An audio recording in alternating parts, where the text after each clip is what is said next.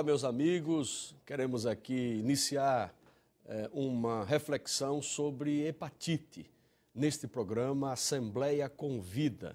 E temos a satisfação e a honra de estar aqui nos estúdios o Dr. Carlos Bahia, que trabalha no Hospital Brigadeiro, conhecido Hospital de Transplante aqui do estado de São Paulo, e também o Adilson Tomás, uma pessoa transplantada e que, resultante de ter padecido essa questão da hepatite, ter sido acometido pela hepatite C, teve que submeter a um transplante. Então, é nesta linha que estaremos aqui desenvolvendo o raciocínio e apresentando para os senhores algumas questões, os tipos de hepatite, as terapias hoje que existem no mercado, os remédios novos que estão surgindo, e outros temas relacionados aí com essa doença que ela é sorrateira, é silenciosa e que precisa muito de uma ação proativa de todo cidadão e cidadã para que se precavenha, para que se previna desse tipo de doença. E, portanto, hoje o programa é de interesse de toda a sociedade de São Paulo. Inicialmente, queremos apresentar e pegar as considerações iniciais. Tomás, meu amigo, Adilson Tomás, o que é que você pode falar inicialmente sobre essa sua experiência, não é? Ter padecido essa enfermidade e hoje, graças a Deus, você está firme e forte aí. É verdade.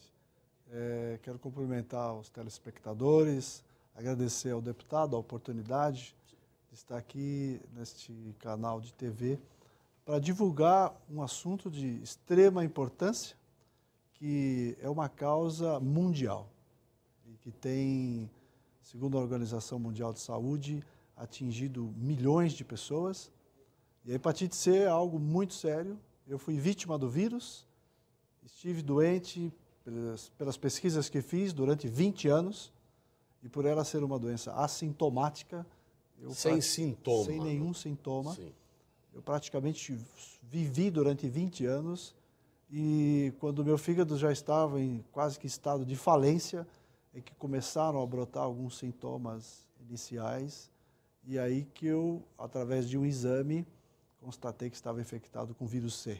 Quer dizer, você estava há 20 anos infectado. Com essa questão viral e não sentia nada. Absolutamente nada. Foi quando uma vida normal. A um estágio avançado da doença que começou a aparecer alguns sintomas. Quais eles, por exemplo? O principal sintoma eu viajava muito devido à profissão e eu comecei a notar um excesso de cansaço além do normal.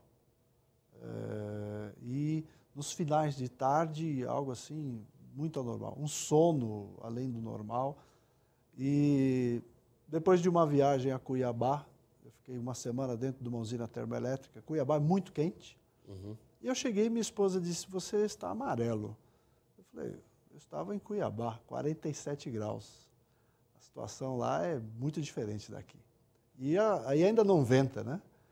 E ela disse, não, você não está normal. Eu tinha ficado uma semana só fora de casa. E aí ela disse, eu acho que você deveria fazer algumas pesquisas, fazer uns exames para poder ver como é que você está. E até então era o único sintoma que eu tinha. E essa questão de estar amarelo também já era um sintoma. Ela estava correta. Certo. E aí, é uma amarelidão acentuada ou algo assim? É acentuado. É perceptível, É perceptível. Então. Nos olhos e na pele. Depende tá. do grau que já está avançado a situação, na pele e nos olhos. Tá certo. E aí, sentei com o médico, expliquei para ele, olha, eu sinto cansaço. Ela disse que eu estou amarelo, etc. E aí, ele pediu os exames e nesses exames constatou que eu estava com um vírus C. E aí começou uma trajetória que durou um bom tempo de internação e de muitas complicações e que quase me levaram à morte. Porque a hepatite C, ela tem um processo de evolução que é fatal. Pode levar à morte se não for detectado precocemente e tratado de acordo com as possibilidades que existem hoje, né? Que a gente deve falar sobre isso. Isso quando ocorreu, Adilson? Em dezembro de 2005, 2005. eu descobri a infecção iniciei um tratamento quimioterápico para poder tratar a parte viral. Os vírus foram controlados, foram zerados, na verdade. Só que, devido ao tempo que eu fiquei doente, que segundo as pesquisas que fiz, por 20 anos, eu já estava num estado avançado, eu estava em cirrose já. Meu fígado estou no estado cirrótico, e essa cirrose gerou 6 tumores cancerígenos, que me custaram 6 meses de internação, 54 dias na UTI e 23 dias de coma. Nesse ínterim, passei pelo transplante, mas é importante lembrar que o transplante não cura hepatite. Sim. O transplante é porque o órgão já havia falido, já não tinha mais as funções devido a esse estado. E depois disso é que recomeçamos uma vida normal, já curado, mas porém sem possibilidade de continuar da mesma forma com... Eu quero que você pense, Adilson, sobre o seu comportamento, isto é, a sua conduta, a sua vida pós-cirurgia. Se tem algum tipo de restrição médica, alguma orientação em relação ao pós-operatório, em relação ao pós-transplante. Se tem uma vida normal, você vai refletir, mas antes eu quero chamar aqui o Dr. Carlos Bahia. Doutor Carlos, a hepatite é uma doença infecto-contagiosa, não é? Ele falou da hepatite C. Quais os outros tipos de hepatites que tem e as consequências que resultam de cada uma delas neste papo inicial aí? As hepatites são, na verdade, é um conjunto de várias doenças, né? Cada uma com as suas características. Existem hepatites causadas por vírus, mas existem hepatites causadas por outros agentes. Hepatite medicamentosa, tem uma hepatite chamada autoimune, onde a pessoa desenvolve anticorpos contra o próprio fígado, é como se fosse uma rejeição ao próprio fígado. E as hepatites causadas por vírus. Essa medicamentosa é resultante de quê? De um tratamento que a pessoa está fazendo? Um tratamento, e não é... E pode surgir? E esse tipo de medicamentosa causada por drogas, sensu lato, pode ser causada tanto por remédios como por drogas ilícitas. Então, existe uma característica de uma hepatite causada pelo êxtase, por exemplo, sim, que pode levar a um quadro do tipo fulminante, aquele que precisa ser transplantado em poucos dias, senão a pessoa morre. Tem hepatites medicamentosas que vão se desenvolvendo ao longo de tratamentos crônicos. Então, por exemplo, alguns que já hoje em dia não se usam tanto, mas alguns medicamentos até para controle de pressão, para pessoas sensíveis, aquele medicamento pode causar uma doença crônica do fígado, uma inflamação crônica, que é a hepatite crônica. E, além disso, tem as hepatites causadas pelo vírus mesmo. Tem vários tipos de vírus que podem causar hepatites. Se fala em A, em B, hepatite A, hepatite B, hepatite C.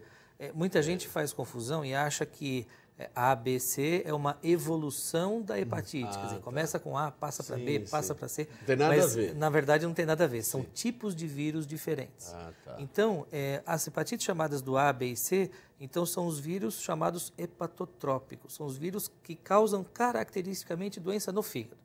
Esses são os que ganham letras. A, B, C, D, E, pula o F, não tem F, e tem a G. Então, tem vários tipos de vírus detectados para isso.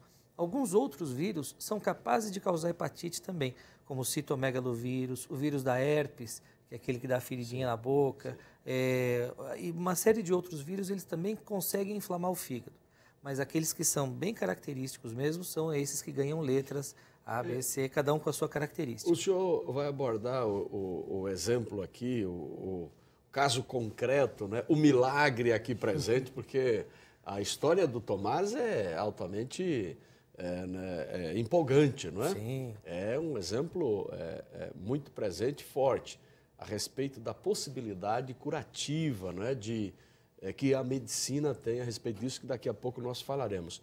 Mas, doutor Carlos, o que dizer para as pessoas em relação à prevenção? Existe prevenção nessa questão de combate às hepatites, os tipos, os mais variados? Sim. Então, em relação às hepatites, tem algumas coisas que são muito importantes em relação a esses vírus que são próprios de hepatite. Então, vírus de hepatite A, ele é transmitido por alimentos contaminados. Então, na medida que a gente tem um saneamento básico adequado, isso vai, ao longo do tempo, se resolvendo. A maioria, num inquérito epidemiológico que foi feito, um estudo bastante amplo aqui na capital, foi detectado de que mais de 90% das pessoas com acima de 45 anos já tiveram contato com o vírus da hepatite A. Qual é o problema da hepatite A? Ela é uma característica hepatite de criança, mas quando a pessoa não tem contato, quando é criança e adulto jovem, e pega hepatite A já na fase adulta, aumenta o risco de ter quadros graves da hepatite A. Então, saneamento e também tem vacina. Tem vacina? Tem vacina para A. Ah, tá. Para hepatite B. Hepatite B pega por contato de sangue ou secreções. Então, só resumindo, quanto mais saneamento básico, quer dizer, isso diz respeito à limpeza, diz respeito à asepsia. Sim. Não é? Alimentos contaminados com fezes de pessoas contaminadas pelo vírus. Então, é assim que pega hepatite A. Coliformes fecais, que se chama, não é isso? Isso, essas são bactérias, né? Mas no as caso, bactérias. o vírus tem o mesmo mecanismo. E quanto mais limpeza, asepsia, no consumo de alimentos, previne-se, então, em relação à hepatite A, não é isso? Isso. E saneamento básico, tratamento de esgotos, tudo isso, né? Rede de coletora de esgotos. Na medida que tem isso difundido. E o caso estado... da hepatite C, especificamente a respeito do exemplo do Adilson Tomás? A hepatite C, ela é um pouco mais complicada no seguinte sentido.